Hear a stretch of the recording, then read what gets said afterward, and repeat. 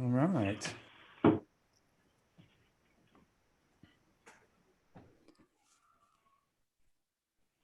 This is fun. This is how all live streams look at the beginning. People just kind of like, is this thing on? And, like waiting for people to show up and clicking around. And Whose dog? Dog's barking. Whose dog? Dog's barking. kids running through the screen.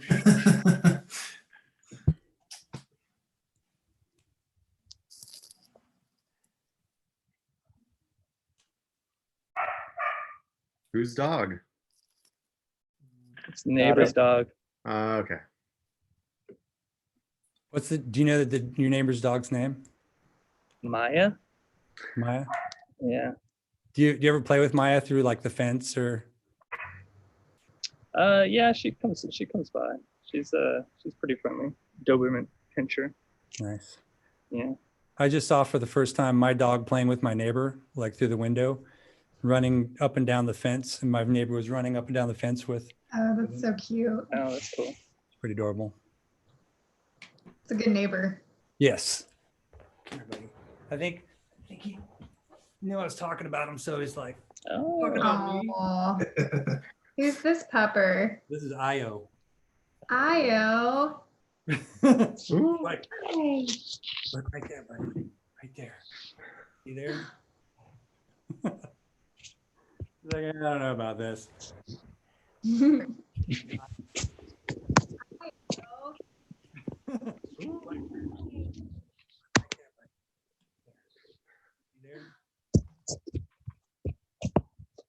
I don't know about this.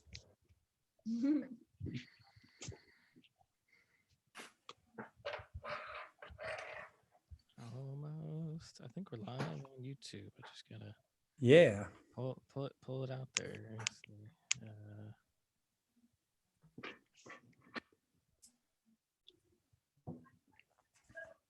All right.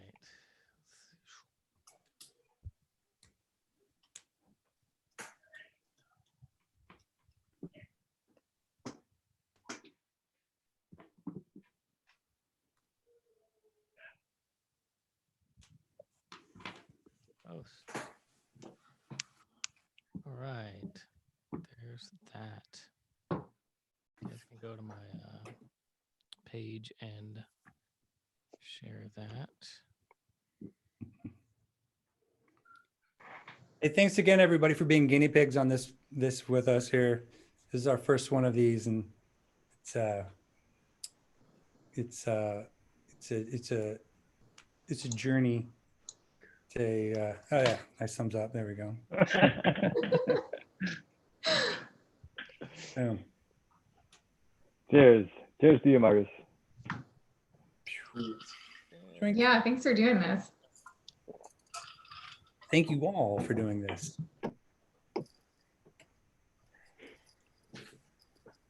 Very cool. Let me pull up that video. Did you want to play the video first? Is that what we're doing? We can do that. Sure. All right. You want to give us a little intro? Yeah, I do. Welcome to L.O.O.M number 24, the live online open mic here for the last 2.5 something weeks. 3.5 weeks. What is that? Yeah. So tonight we've got a very special show, a project called Top Secret. And let's watch a video, and then you'll hear more about it because it's a really interesting project that I'm really happy to be a part of, and happy to be in a room with 9 other people.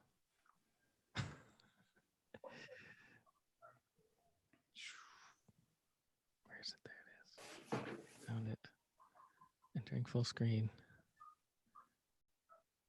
I'm sending it over here.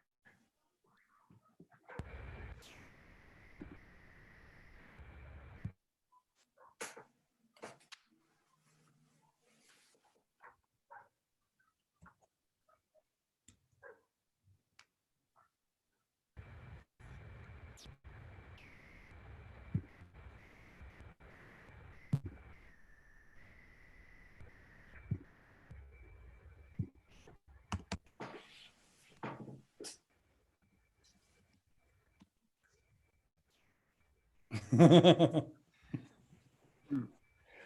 can just dive in, dude. We don't even, yeah. We got it. We're gonna do it. We're gonna. Yeah. I mean, all that stuff's up online too. So each person can watch it at their own leisure.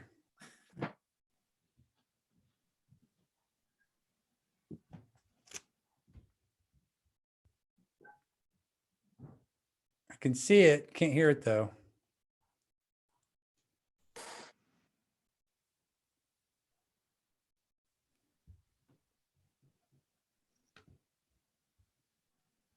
No audio on it. Yeah, no audio. So glad to be a part of this cool video. Yeah. Psychedelic. Yeah, I'm gonna.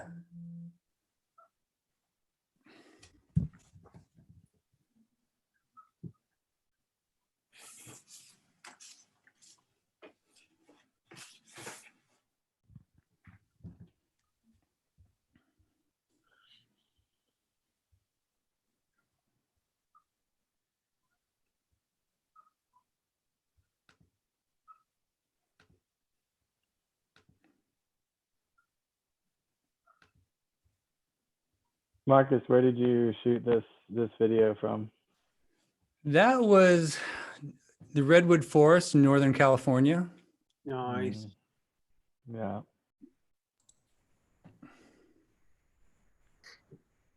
All right. Hey James, we could just that's up Yeah, online. let's start. I'll work on that later. Yeah, let's talk about why we're here. Great.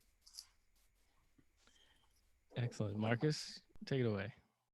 All right, cool. Well, this is a release of a song for a project that's been in the works for many years, where I've recorded people as individuals one by one without telling them who they're recording with.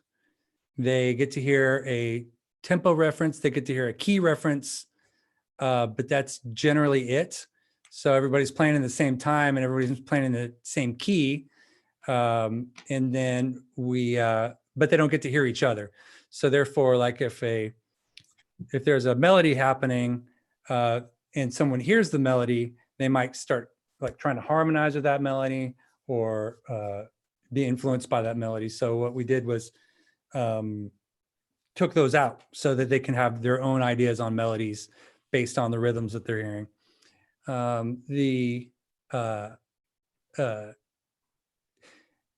Yeah, so each individual pretty much had the same experience. They got to just listen to a tempo, listen to a key reference, and then whatever happened.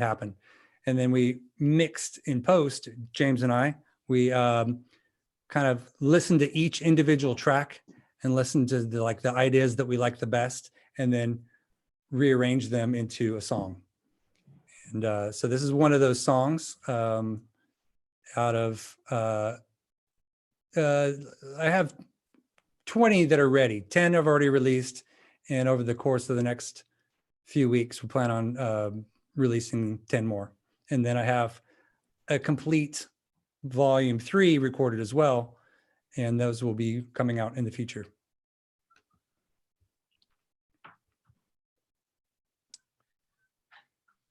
Awesome. Well, let's see. We could try to listen to it again. All right.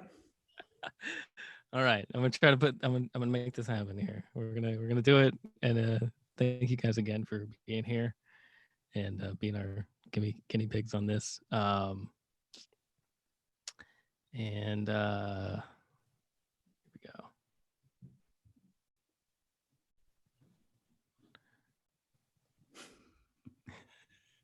Okay, tell me if you hear this. Can you hear this? No.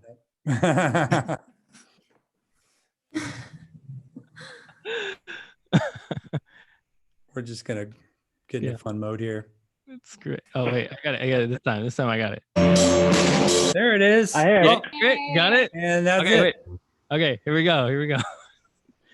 Let me screen share. I'm screen sharing now. Sharing screen. We're gonna do it on this one. Boom. Here we go. This is universally remote. Track off of the version 2. Here we go.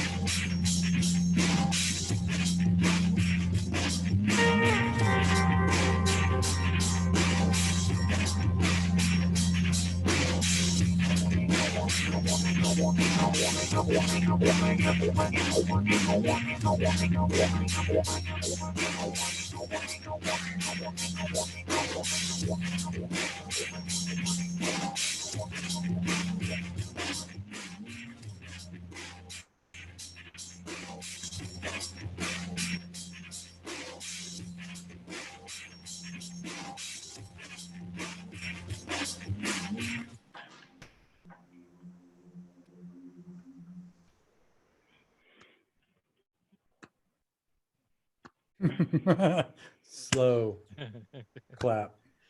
Slow clap. All right. So yeah, that's up online to be viewed at a good speed to to you listen to, watch. It's at the website there. Definitely. Marcus, you want to tell us a little bit about where that track started, and then we can kind of get into who was playing what and etc. Yeah, where it started was there's this kind of crushed beat that you heard there towards the from the middle to the end. That was a little loop I made on with the live drum kit and a keyboard, little Yamaha keyboard called the SK1, where it's like one of the first sampling keyboards, and it's just very lo-fi, kind of weird sound that it looped for me. So I was like, that would be a good foundation for a song. So that's how the song started. And then so that's the tempo reference. And then the key reference came when Brian, let me tell a little story about Brian. He was on tour with his band at the time, Birds and Batteries, and they stayed at my house on tour. And then the next morning, the morning after, when everybody woke up, they were about to leave, I told them about the project and told them that it'd be cool if one of them could record on it. So we played Spin the Bottle, and I spun the bottle and it landed on Brian. And I said, I need a bass part. He's like, I don't play bass. I'm like, well, cool, let's give it a shot. So I gave him a synthesizer, a bass synthesizer, and he just started playing what he felt. And that was this foundation for the bass line on that. Allow me to interject. Yeah, I'm a drummer, and Marcus, I actually had a Casio SK1 in elementary school, and it was the first and only keyboard I ever owned. So I think it's only fitting that I would play my first bass line to my first keyboard that I've ever owned. Yeah. I haven't owned since like the Yeah. 6th or 7th grade. Little synchronicity there. Mm. Yeah, so that's how the thing started, that particular track. Nice. I think let's see if I can play that. Let's see, do I have the SK1 track? Let's see if I can find it here. I bet you I do. No, this is yes.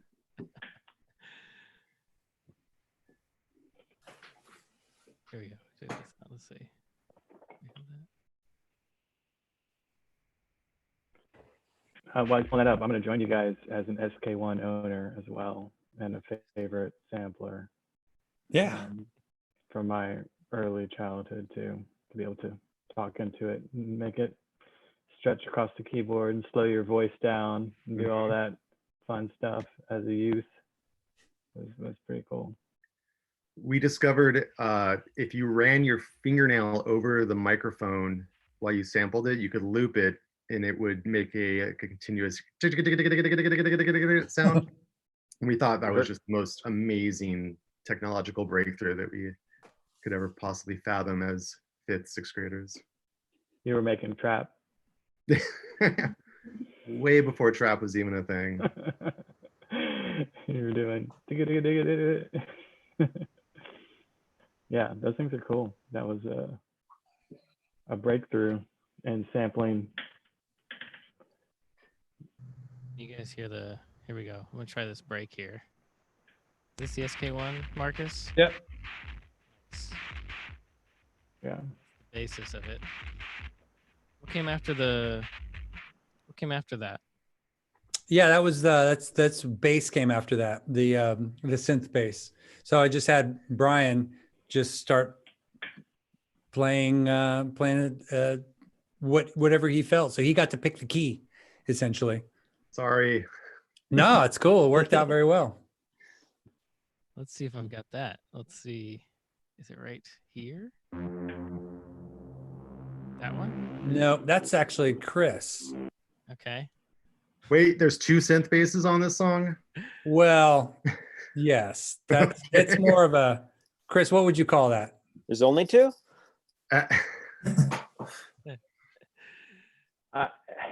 So did I hear?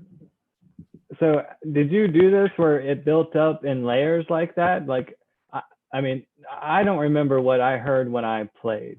So I know I heard a drum loop, but I don't know.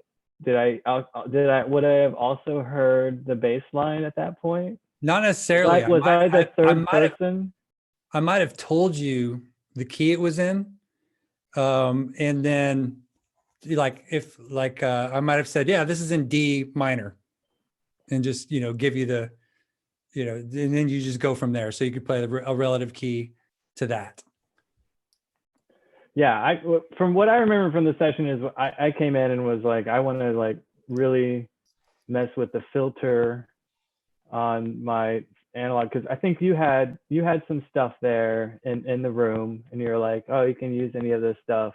And I was like, well, I brought my keyboard because I just want to I want to work with that. And because I was like really intimidated by the entire process. Yeah. Like, my view coming into it, I was like you told me about it. When you told me about it, it sounded cool. And then when I got there, I was like, oh, wow, this is kind of like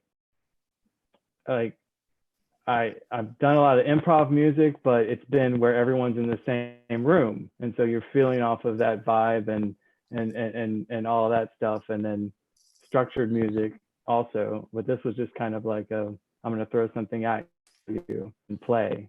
And so I was like, well, I'm going to play my sense. And at that time, I was really into the filter and the sense. So I think that's what I was listening to it now.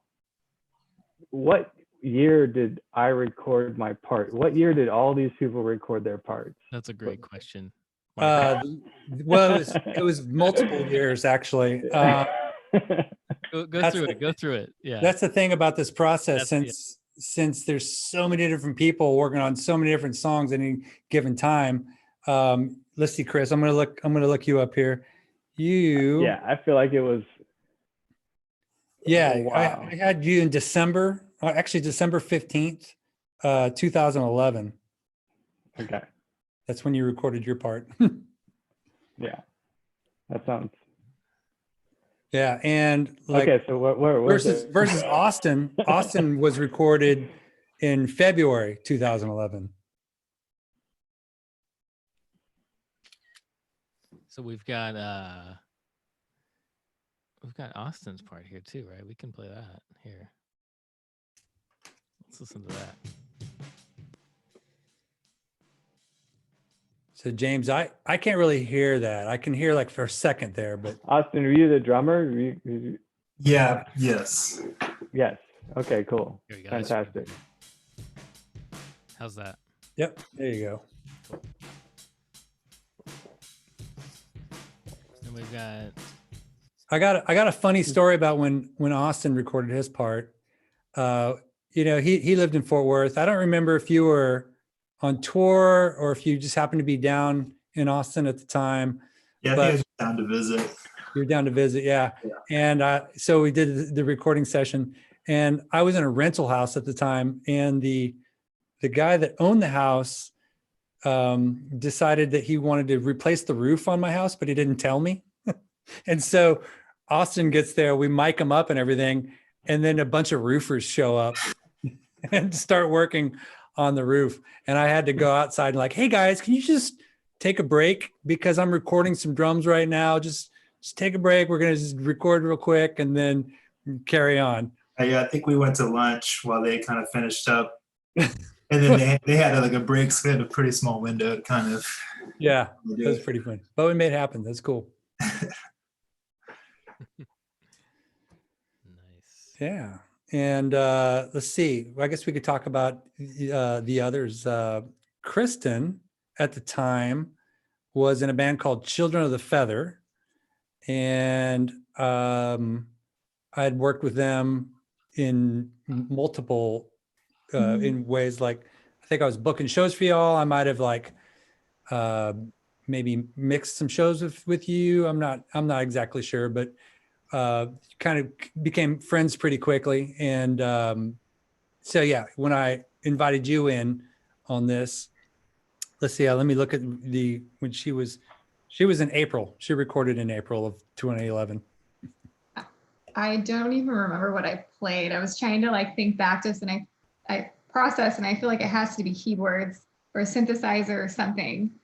But Yeah, you actually played microKORG with the Okay. vocoder. Mhm. So you're the vocoder part on that song. There we go. We got your Cool. part right here, actually. A couple of things at the very beginning. Here. Get the break in there so you got some Oh yeah. That looks like. Kind of goes back in.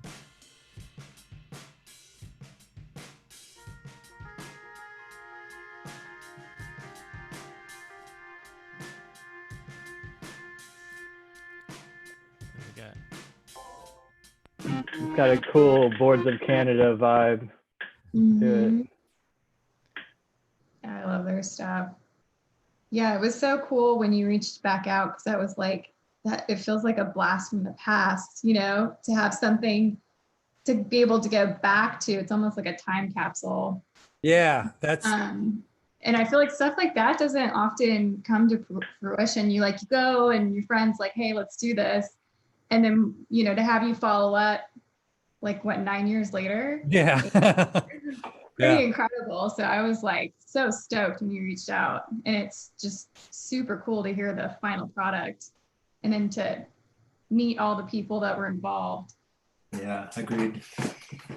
Marcus, how many of us brought our own instruments and how many of us played stuff that you had sitting around? I can't remember what I played either. Yeah, let's see. I'll look, take a look here. I don't know how many did and how many didn't. That was part of the thing. I said I have plenty of instruments laying around. Bring your own or play whatever you want. And let's see. You actually, you know, I think. I mean, you played what sounds like a clavinet, but I don't think it was a clavinet. So it could have just been a clavinet tone on a keyboard that I had there. I think, like, yeah, you might have just shown up empty-handed, like, yeah, what you got, you know, and then jumped on an instrument that you saw. Probably either that or also microchord. I have one of Yeah. those around. So it could have been- Yeah, I think the two of you actually. Yeah, you're a month apart though. Like Evan, you played your part in March of that year, so you're a month before Kristen. But you could have been playing on the exact same instrument. Like I had just tons of things laying around and gave the option to play whatever you want, and often people would just gravitate to a certain instrument that they felt comfortable with or had been on before and like certain sounds. Well, I hope I you think- sanitized it after I played it for Kristen. What's that? I hope you sanitized it after I played it. It was a different time. We didn't sanitize back then. Am I the only one that had to play Spin the Bottle? Yes. I love I that. I think on the excited. I think on the entire project, you're the only one that did spin the bottle. This is by far the best results I've ever gotten from Spin the Bottle so far. Right. Thank Still you. paying off. Yeah, thanks. You guys want to hear? Here's that clavinet, by the way, if you want to hear that. Got that going. Oh yeah. So that was a great kind of intro, about a minute in or 2 minutes in, and then comes back here. Kind of hear it in context here.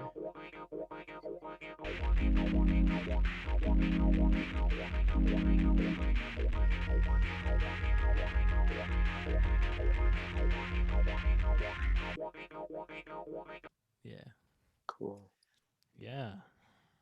Yeah. I mean, knowing that like Kristen and Evan could not hear each other, but since I gave them the key reference, they were playing in the same key and, you know, they're playing to the same kind of tempo. But that's, So I think, why it works the way it does. It's kind of like a ping pong effect because they can't hear each other. If they heard each other, they might have synced up in a certain way. Mhm. that's the other melody on top of the wah wah kind of. That vocoder melody? Yeah. Yeah. You've got that vocoder here. Let's see, in the clav here. You can kind of hear them play off each other right here. Oh yeah. Yeah.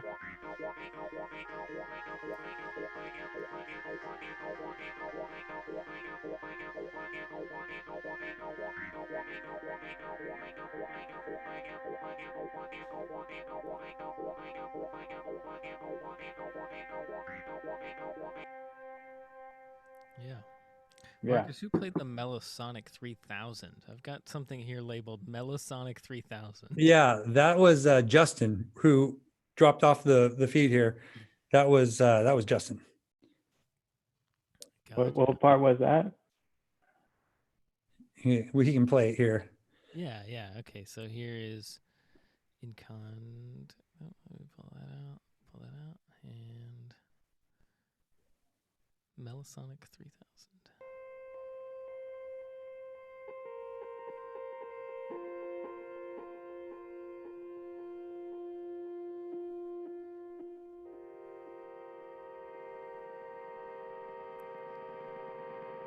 That one really worked really well with the drums. I felt like it was a good, had some good dynamic.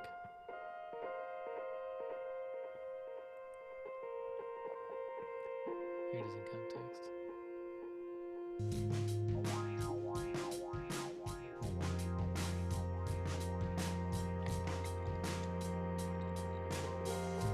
I think like that everything, the entire mix, all the different aspects of it fit into a certain sound. You guys did a really good job of just like putting it into the pocket of, I mean, it just all sounds great together. You know, nothing is like, it's like a time period piece in a way, the way it's, the sound quality of it. I think it's really awesome.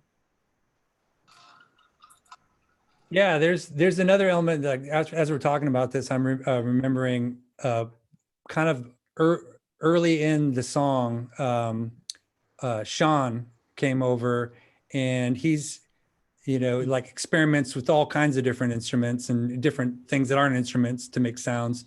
And if I'm not mistaken, you brought a box or like a board with a bunch of springs on them. Yeah, yeah. I was bowing a spring. Yeah, bonus spring. So it kind of like Yeah. he added a lot of like this kind of like ethereal and ambient kind of like yeah, springy sounds that's going on in there. I think that maybe like early in the song, I know that you can hear it clearly in the beginning and you can hear it clearly at the end, and it's just kind of present throughout the entire song. Let's see if I've got it here.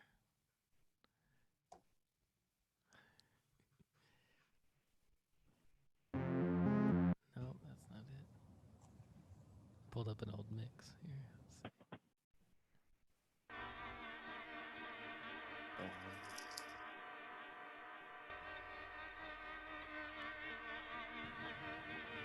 Cool. You should be able to go back to the very beginning of the track and to that's where it's like the most obvious. Okay, let's do that.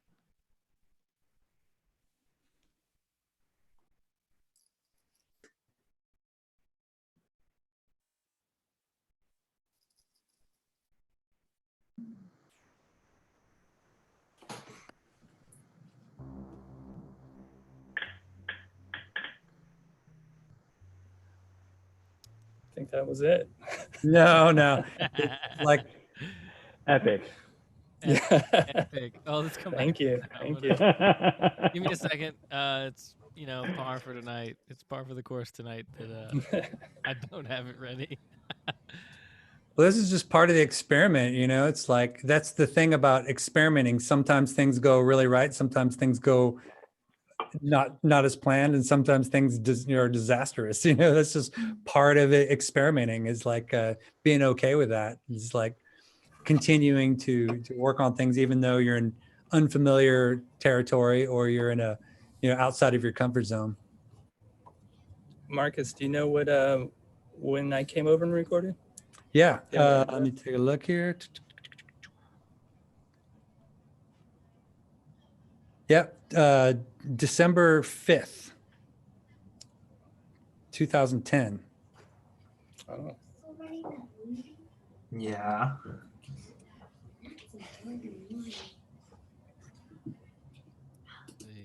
BBBBB? What's BBBBB? BBBBB? BBBBB? Yeah, I don't know what that is. B's here. Oh, that's that. Okay. New sound. It's great sound. Great sound. Marcus, when we recorded this, did you know how long it was going to be? Like, I don't remember, like, if you were like, all right, just play for 3 minutes and 20 seconds, and that's how long the song is going to be, or was it? No. I often I would put down the initial track, the kind of the tempo reference, and I would let it just go for like 5, 6, 7 minutes, and then have people just play over that entire 6, 7 minutes, and then edit it down to the what's a workable song. Yeah. How did you decide who was going to play on which track? Because it sounded like you had multiple tracks that you were building at the same time. So was it just like kind of random or? Not entirely. I was constantly throwing out invites, and I would get a response or availability randomly as well. So I would choose, often I would choose is when a person would come over. I would say, I would look at my notebook and see what is needed on what songs. So like I may have had 10 songs going at that moment, and like, oh, you play keyboards, so let's see what song could use some keyboards. I would shuffle through, and then like, oh, that song can need some keyboards. But I'd also look on the list of people and try to choose a song that you didn't know anybody on it. That was kind of my goal. Like it didn't always work out that way, but that was an attempt, something I would attempt to do it on each song. I didn't want to get people that were really familiar with each other's style in the same song. I wanted to try to mix people up in a way that, you know, like these people I don't think know each other. So let's see how what comes of that. Mhm. That's a cool process. Yeah, thanks. And here's the result. Yep. Yeah. I've never met any of you guys. Yeah. So that works. That is really great. Yeah. Well, let's see. If you guys want to hear, Marcus, you got something? Wait, did you find the springs? Are they labeled Shazam? Yeah, they are labeled Shazam. That's my nickname for Sean, because he was Shazamming everything. Like as I met him, we worked together at the Ghost Room, and he was just like really resourceful, and like he was always able to just make really cool things out of whatever he happened to find. So I just kind of thought that was magical. So I just nicknamed him Shazam, and to this day, he's in my phone as Shazam. Any relation to Shaquille O'Neal? No. No? Oh, okay. And this is all when the Ghost Room was open, right? This Yeah. is during the Ghost Room time. Yep. Yeah, exactly. Yeah, yeah. Yeah. So like, you know, and you can go back and listen to it, but like from the beginning of the song, I think you might, Chris and Sean are the two things that you hear at the beginning are the sounds of the springs, and then Chris with your synths. In the sense, yeah. Yeah. Here's some of Shazam. Here from the top, raw track.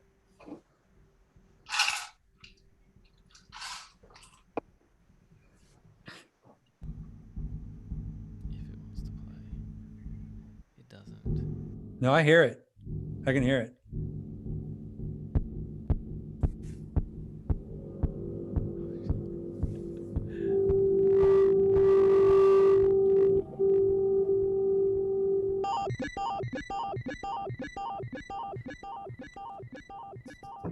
Yeah, if I'm not mistaken, Sean, you had your springs running through a pedal board, or maybe through like a circuit bender or something. Yeah, I can't actually honestly remember. I used to run it through the computer a lot. I don't know if I brought that over, but yeah, I don't know what I was running it through actually. Yeah, so long ago. So yeah. Yeah, but that's kind of underlying throughout the whole track is just this kind of ethereal. Yeah, there you go.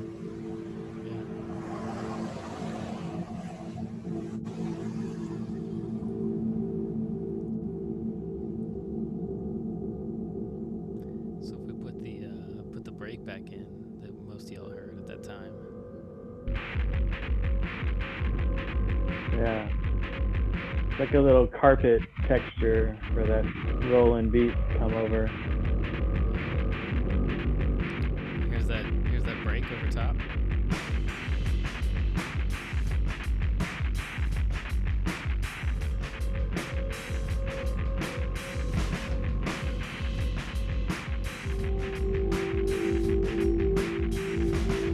Yeah, this is like a live remix. This is great. So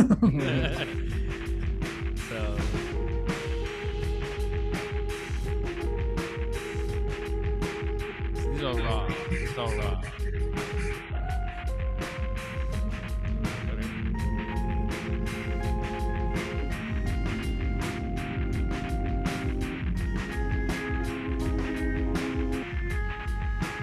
Yeah, so like there's so many little things that may have been gems but didn't make it on the track for one reason or another.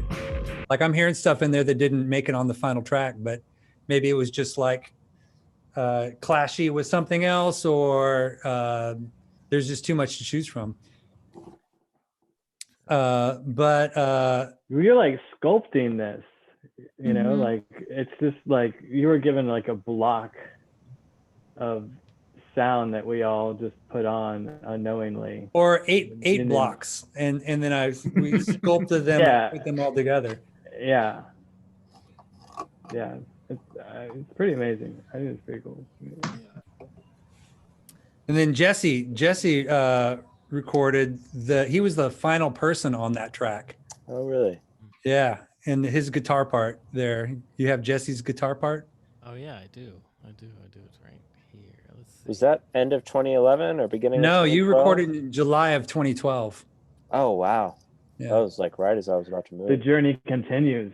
Here, let me pull up the actual track, the actual project used here. Yeah, I mean this whole project was recorded over years and years and years. So honestly, this song is a little bit tighter than most of the other ones as far as like a 2-year gap, where some songs I started in like 2009 and didn't have that last person on it until 2015. So Here's that guitar. Wow,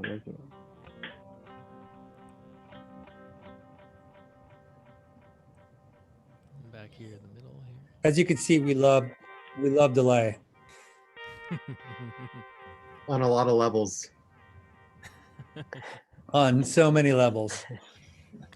Slow clap on that one. That was Yeah, good one. that's good. Yeah, that'll sound like here.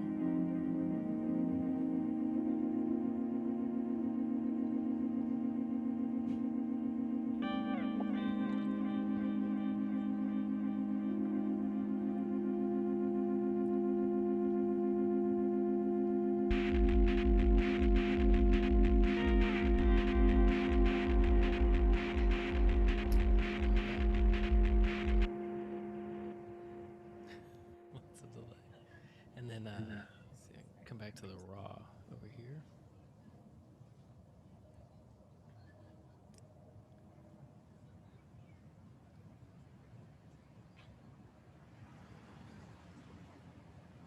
There's that raw guitar track here.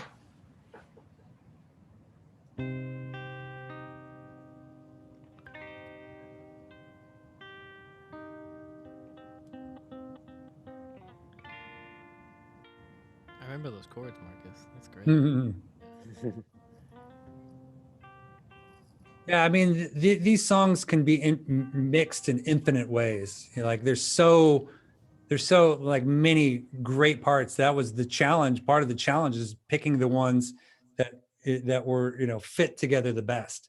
Like there's so many times throughout this entire project where I'd hear things, I'm like, oh, that's beautiful, but then it just never really fit with the other things that were going on at the moment. So in some cases, I would just drop the song out and just there'd be that moment, but the whole thing was just dropping people in, bringing them out, bringing people, like in and out with each other. And those that harmonize, great. Let's just pair them up. And if you were able to like listen to all the tracks that were happening, I guess I didn't even really mention this, but this is all recorded on tape. And so when you I was listen, just about to ask you that of how we recorded this and then how you mixed it down, because that's what I remember is that this was just like doing a take. So there was a set amount of time, right? There was like the tape or whatever we were setting it to was Yeah, no, it was an 8-track tape machine, and I would put that SK1 beat on there on one track, and then just bring each person over, and they would get to hear that, and they would put their part on top, next to that, and then the next person would come over and play it next to that. So like if I was to listen to all the tracks open at the same time, it was just pure noise. Really, it's like, it's like because nobody could hear each other, so everybody was just playing their part. So yeah, it was just cacophony. It really, when you listen to straight off the tape. So those were all bounced down separately into some DAW, and then No, what carved up I from would do, there, or what?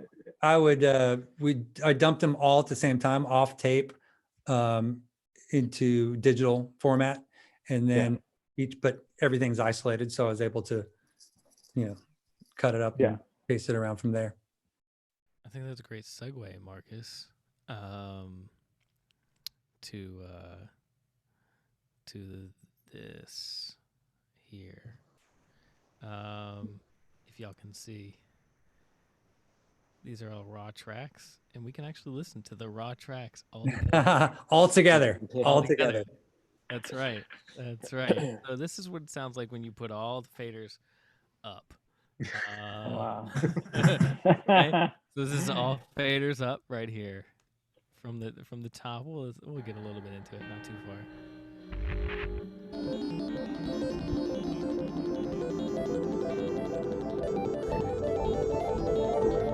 Man, I wish that was in there. Right? I kind of like it.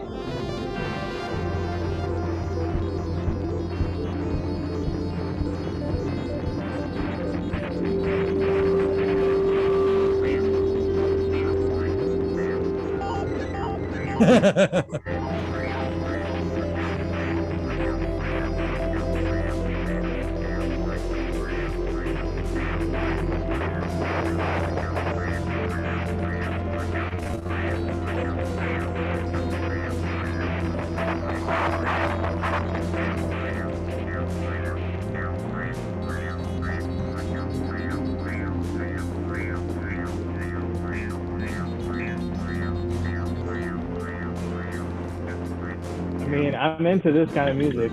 Yeah. And I It's like almost this a noise. track. It's almost a noise set. You can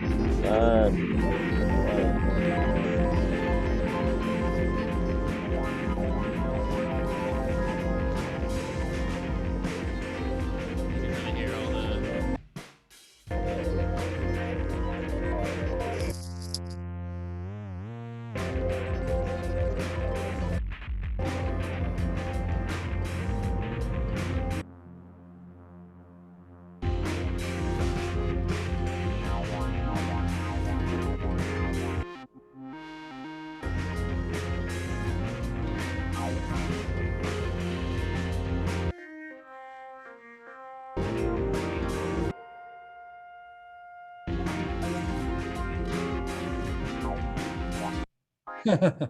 Marcus, everyone had just one track on this? Everybody gets to hear the same break beat. The same. Yeah, but it was just one run through. You just took one take per take. person, right? Probably, yeah. I mean, I gave anyone the option to go back and re-record if they wanted to, like if they had some better ideas or if they were not comfortable with their track. A retake, but not an overtake. Like, so they were Right. No, represented it would just twice. it would record over their track. Yeah, they on just the had tape. they had a track. We. Yeah. Did you move around timing of stuff at all, or was any part that shows up at like 3 minutes in was recorded at 3 minutes in? Probably so. Like, I mean, things. No. Like in the recording, we did cut and paste. We did take little parts that we loved and moved it around. Like, oh, this is a really good moment for that part to come in. Yeah, that makes Margaret, sense. I will say that, like, throughout the process, we did do so we can maybe talk about the way you did the first record. I think is really, really important as a jumping off point to how the second record ended up being mixed in the best way. I think that Do you want to talk about how you did the first record? Then we can talk about how we jumped into, the second record accordingly. No, And through no, okay. no, I'm just kidding. Of course. The Hang dub on. techniques, all Yeah. the way that you did the first record, and doing like the analog dub techniques, and then bringing those into the second record a lot. Yeah, totally. I'm trying to find here while we're doing this. I'm looking for a picture of the machine. There it is. Boom. So that's the machine that was recorded on right there. Cool. And Mhm. so What machine is that? that's the Tascam 388 reel-to-reel tape machine right there. So what I would do in the recording process is the first record I did in a very similar way. I would put down a beat, and it was often like a break beat from like an old school hip hop record that like the DJs would use just with break beats, or I would invite people over that were beat makers that would come and lay down a beat. And it always had to start with a beat. Like you had to start with the tempo. So that would set the song off, was there's that particular beat. And then I would bring in typically like some sort of like rhythmic instrument, like a bass or a keyboard, to come over and play with that beat. And then as I would invite people over further, it would be more like melodies. Then I'd bring the melodies in later. So the first record, when it was recorded and mixed, it was on this machine, and I did live mixing off the tape. So I didn't do any digital editing at all. It would just be faders and punch, like these little buttons here would basically mute it. So I would, as a part came up in the song, I would raise the faders or mute them or unmute them. So yeah, that first record was 100% raw off tape, mixing that way. No digital editing at all. So the volume 2, though, I decided I think I could make just a better record with digital editing, because there's so many things that happened on that first record that just didn't happen at the right time. Like beautiful ideas, but they were, it was clashing with everything else that happened to be going on at the time. So I wanted to have the freedom to be able to grab that beautiful idea and bring it up and highlight it in the song. Yeah, excellent. We get and I think you used a lot of those techniques, and then, but we could also do a lot of things that analog could not do, and we can kind of show you that here. In that, so we've got a lot of cuts, and we've got a lot of clips that are coming in and out and whatnot. Over here, so like we could take different pieces, especially with the breaks or with the with certain part of the drums, and there's certain parts of the clavinet sound, and then kind of add them in as throughout the song. So Yeah. So what we did, James and I, we would listen to each individual track from start to finish without anything else. And we would take notes on things that happened that stood out to us. Like, ooh, that was a really cool part that I just heard. And I'd notate where it was on the tape. And then we each did this. And then after we listened through each individual part, we compared our notes.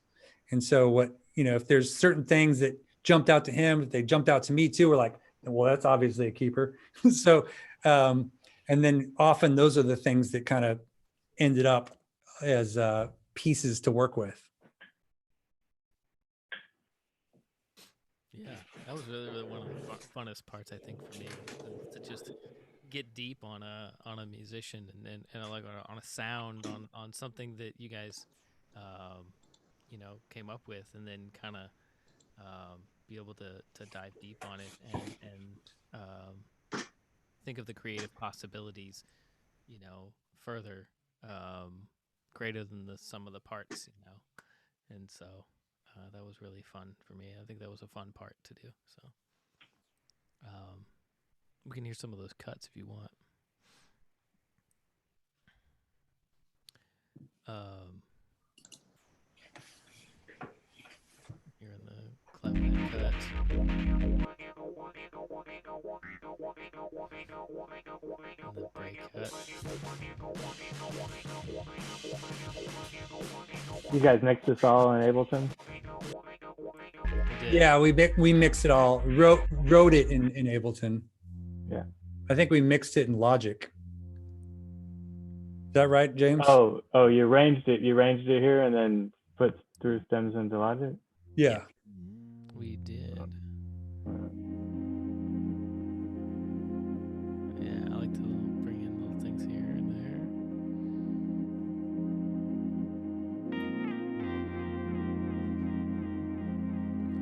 Even the tiny little pinpoints really make a huge difference.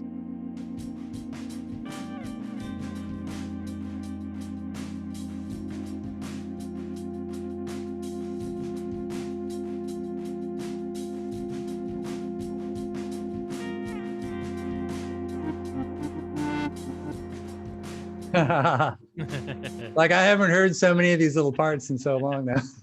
Yeah, there's little things here and there that are just deep in the mix. Yeah.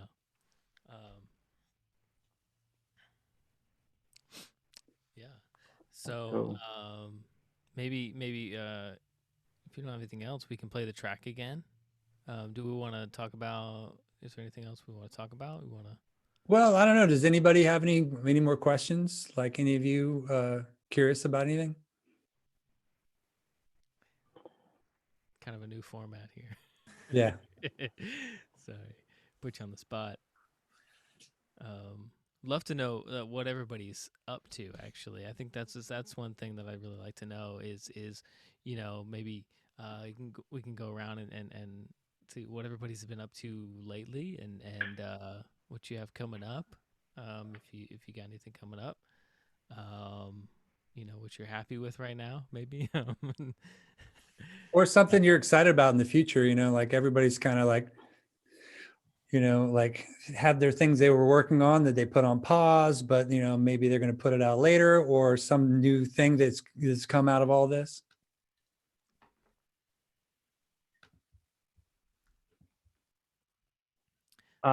Yeah. Who wants to start? You.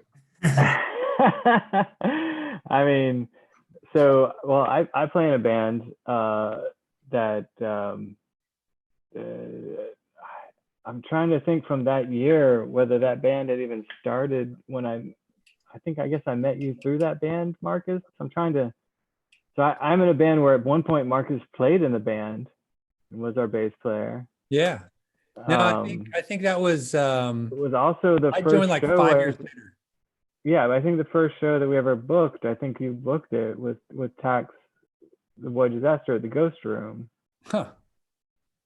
Because Yeah. Evan asked me to do that show with him. So I've known Marcus from that point, and I still have that band. It's called Balaya, and it's a kind of a psychedelic rock, disco doom, weird art rock band. And we just put out an EP in November of last year, and we have a new one that we're working on that we're going to continue to put out. Fortunately, we recorded it all before the pandemic. So we're just mixing. And then we're trying to figure out how to make new songs remotely, and really been challenged of how to like try to play remotely. There doesn't seem to be any good, resource for that, which is kind of a bummer. But we're trying to figure out how to try to write new songs and stuff in a fragmented way. So yeah, it's good. It's good. Moving forward, probably, yeah.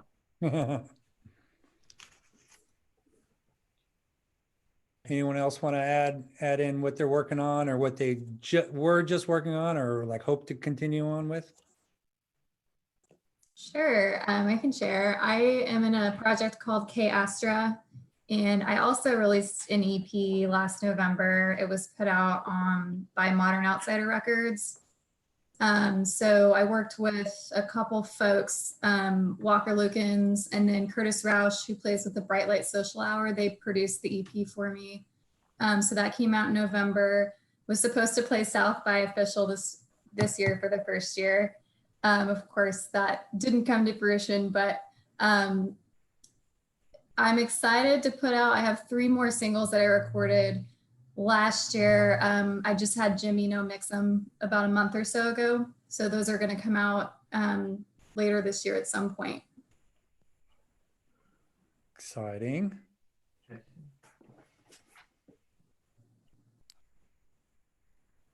Very cool. Anybody else have something coming up that you want to talk about?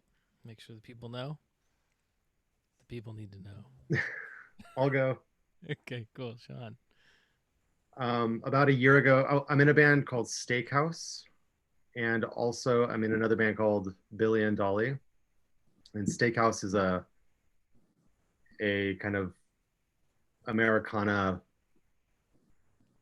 underbelly of America, dark sort of cinematic cowboy spaghetti westerny sort of thing. And about a year ago, we went into the recording studio and did basic drum tracks, and they've been mixing and doing all their vocals and guitars and bass and all that, but it's just on hold indefinitely. So if you do listen, they do have a record out right now that I wasn't on, but it is really good and it's worth checking out. And then another group called Billy and Dolly, which is a boy-girl singer-songwriter duo who've been in the Bay Area, in San Francisco for years. And I started playing with them about 6 months ago, and we are about 5 songs done with writing a new record. And again, it's just, we're trying to figure out, you know, Chris, like Chris was saying, like, how do you move how was forward that? in this this situation? So right now we're doing it, I'm asking them very cryptic questions over text message to try to, you know, get the creative juices flowing. And so I'll check back in later and see how that goes. Yeah, I just found it's hard to mesh. Like, I've got like a bunch of ideas and I'll work them out and send like a little stupid demo, but the feedback loop is like really hard to work out through the time lag. Oh, you're trying to perform together? No, performing together we've given up on. We're not there yet. Technology's not there. Just to even like construct a new song, you know, instead of like that whole, like when you're in a room together and, you know, you've got a couple of ideas and you're stringing them together in this kind of organic way, but it's not the same as me like working in Ableton, which I also work in, and I'm just like making ideas and then shooting them back. And they're like, well, we'll just add tracks on top of that. But that's not really it, you know. It's not like they're saying, hey, but why don't we change this little part, you know? It's what you would do in the real world. And so, you know, it's like, I don't know. That's a challenge I'm trying to figure out right now, is to like how to be more organic in an inorganic environment. Yeah. That's tough. Yeah, because music is so communal, you know, and all about sharing the ideas and feeling the I don't know, the energy. It's all about sharing energy in a room, right? And I think it's what Marcus was saying about the first rendition of the Top Secret shoe, where everything was just tracked out and he wasn't able to move stuff around. It's hard to collectively move things around, you know, remotely and like arrange stuff that way.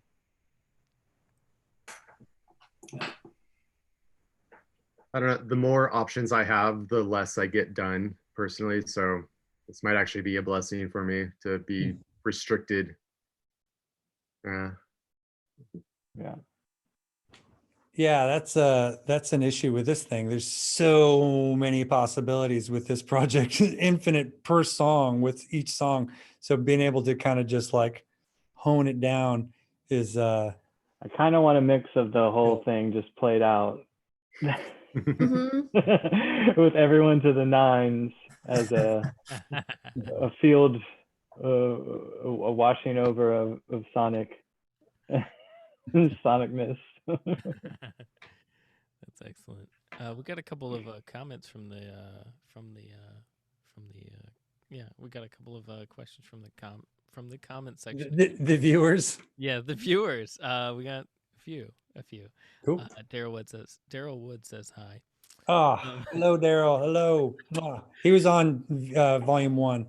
Awesome. And then we have another question.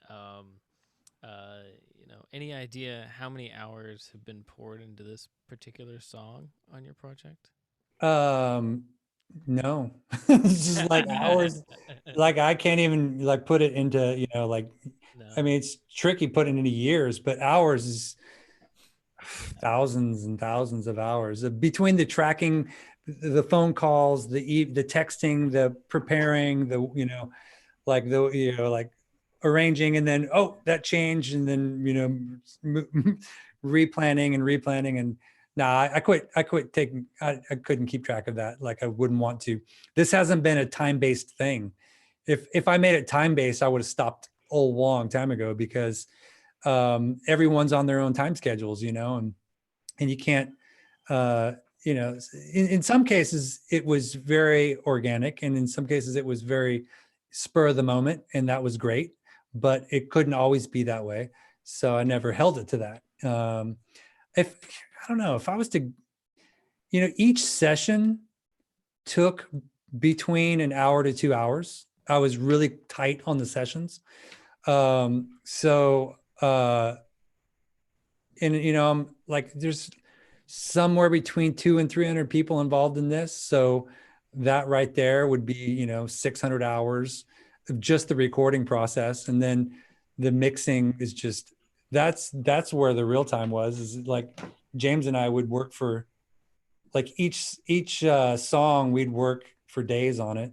So, and for like 9, 10, 11, 12 hours that day. So yeah, no, I couldn't even guess over 1,000 easily. Excellent. Well, do you want to see the song play out in Ableton? We can do that kind of one more time. Sure, go for it. Now that we've kind of worked all the way through it. Yeah. All right. Make sure I've got my Ableton set right. All right, here we go.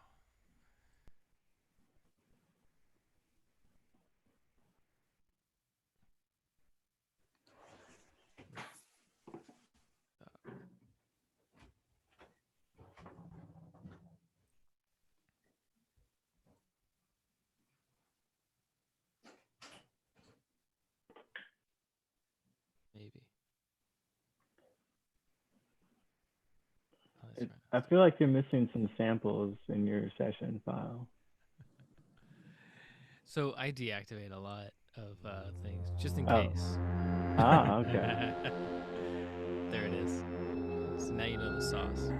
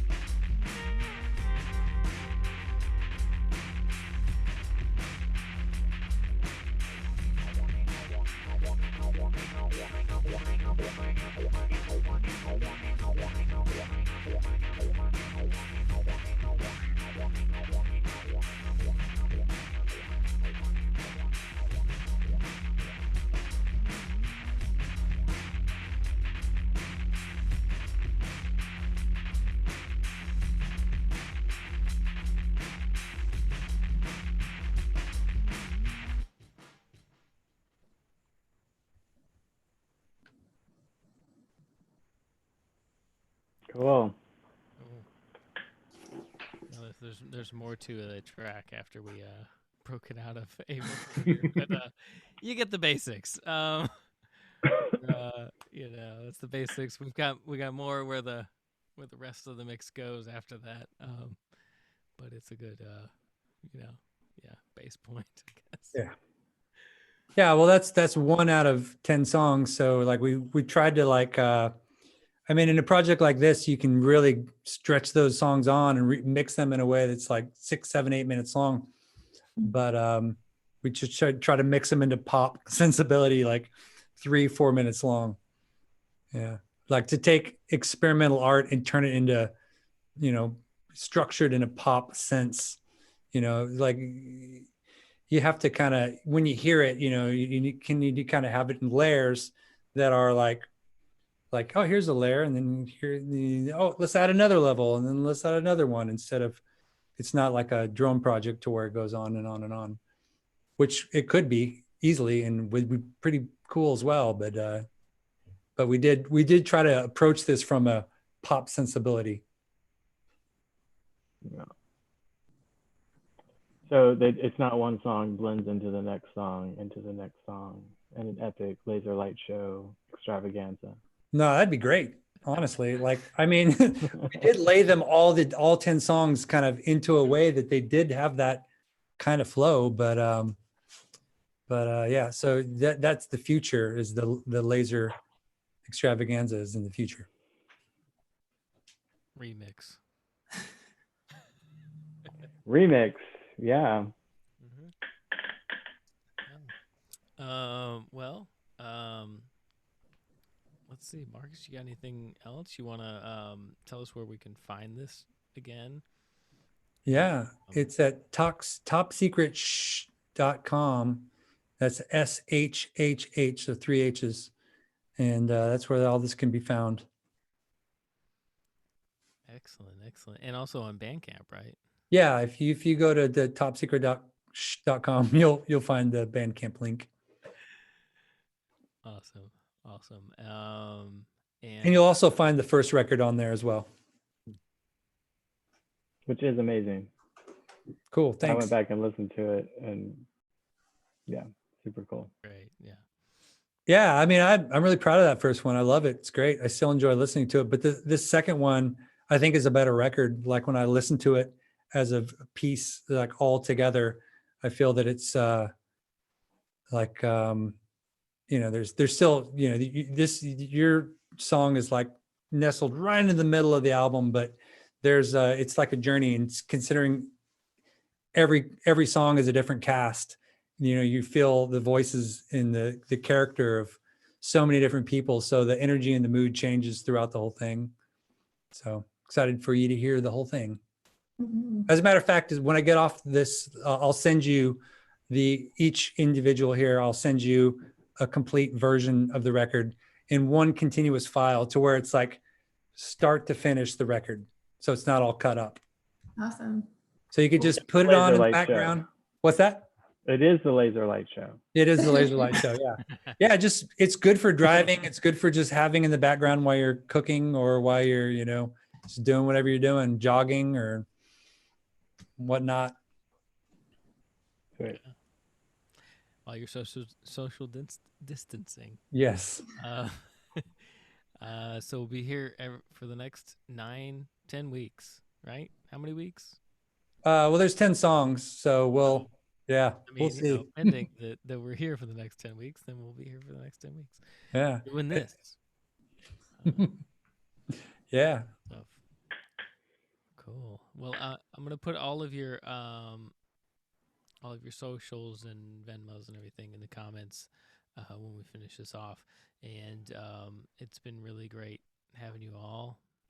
And Marcus, I'm looking forward to doing this next week, and the week after. Yeah. After. And forever. And the week And after. guys, thank you so much for joining in on the experiment, because that's what it is. The entire project is an experiment, and this release is an experiment. Ooh, nice, Chris. I love that. And yeah, so it's just part of it. You know, like when you're experimenting with things, you have to be comfortable with the uncomfortable, and you know, pushing on the boundaries. And yeah, it's beautiful things can come out of it. So I always recommend that people step outside of their comfort zone and yeah, try new things. Love that. It sounded great, James. Thank you very much, and Marcus. Yeah. Mhm. Yeah. Appreciate it. Thanks to everyone. Yeah, thank you. Chris, you're blowing my mind right now, dude. How the hell are you doing that? It's not really working though. Like you can't see me. That's It's the totally problem. working. No, It's totally working for me. no, I know what you look like. Excellent. All right. Well, thank you all for being here. I guess I could just spotlight him. I guess I could just spotlight Chris. Just Yeah, there you go. there you go. We could just watch that for the next 20 minutes. Good one. Awesome. It's been great, y'all. Thank you again for all coming into this. And It's lovely seeing your faces, everyone. Likewise. Yeah. At the Thank you. same time. Too. Yeah. Nice to meet everybody. Yeah, nice to meet everybody. Yeah, thanks for making my little bass notes sound nice. I appreciate it. You did a great job. All of you. it's awesome. I look forward to checking out you guys' projects and all that. Yeah, same. Yeah. Yeah, Oh, sure. on Monday, my other band, we're releasing a single and video. I think it'll be on centraltrack.com or I'm sure social media platforms. Cool. That's with Son of Stan. Oh, nice. Yeah, we'll put that up there. Yeah. You releasing on a Monday? Yep, on 420, Of course. of course. Of course. At 420? You're gonna release it at 420 on 420? That I don't know. Probably not. Probably not. Probably all day. I mean, you should. It's 420 that, you know, April 20th. On Monday, April, you know, like you've got to do that. Don't you know? Or you don't have to, he's but busy. It's all 420. He's busy on 420. At 420. yeah. There's a lot of stuff to do there. I mean, Yeah. And it's always 420 as Got to well. multitask. it's hard to hit the send button and hit the same time. It's tough. Uh-huh. Stuff. I believe in you. Thank you all. It's been good. Thank Okay. you, James. Thank See you. you later. Thank Thank you. Bye. All right, nice meeting all you guys. Great track.